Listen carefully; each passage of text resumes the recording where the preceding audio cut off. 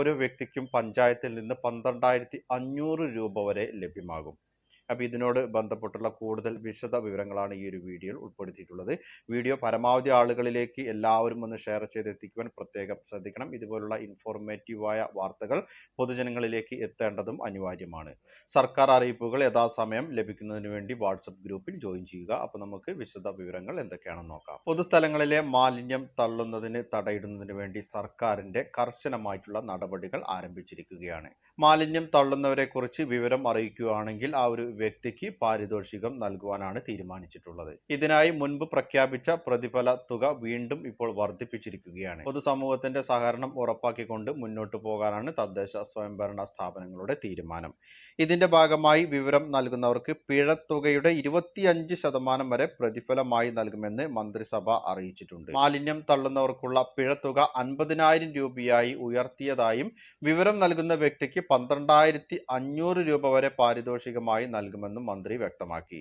അതായത് പിഴയുടെ 25% ഈ ഒരു വിവരം നൽകുന്ന വ്യക്തിക്ക് ലഭിക്കുക. 50,000 രൂപയുടെ 25% എന്ന് പറയുമ്പോൾ 12,500 രൂപയാണ് പാരിതോഷികമായി ലഭിക്കുക. മാലിന്യമുക്ത നവകേരളം പദ്ധതിയുടെ ഭാഗമായി 2026 മാർച്ച് 30-നകം സംസ്ഥാനത്തെ മാലിന്യമുക്തമാക്കുക എന്ന ലക്ഷ്യവുമായി സർക്കാർ മുന്നോട്ട് പോവുകയാണ്. ഇതിനായി Kerala panchayat Raj ordinance 2023 Kerala municipality ordinance പ്രകാരം പിഴത്തുക പരിഷ്കരിച്ചു. ഭേദഗതി പ്രകാരം പൊതുസ്ഥലങ്ങളിലോ സ്വകാര്യ സ്ഥലങ്ങളിലോ മാലിന്യം നിക്ഷേപിച്ചാൽ വരെ പിഴ ചുമത്താമെന്നും മാലിന്യ സംസ്കരണ നിയമങ്ങൾ ലംഘിച്ചാൽ പരമാവധി 50,000 രൂപ പിഴയും 1 വർഷം വരെ തടവും ലഭിക്കാവുന്ന കുറ്റമാണെന്നും വ്യക്തമാക്കി. മാലിന്യം തള്ളുന്നത് സംബന്ധിച്ച വിവരങ്ങൾ 9446700800 എന്ന വാട്സപ്പ് നമ്പറിലേക്കാണ് അയക്കേണ്ടത്. വിവരങ്ങൾ അറിയിക്കുമ്പോൾ വാഹനങ്ങളുടെ നമ്പർ വ്യക്തമാകുന്ന ഫോട്ടോ ആയിരിക്കണം. അതുപോലെ തന്നെ കൃത്യമായ വിവരമായിരിക്കണം നൽകേണ്ടത്.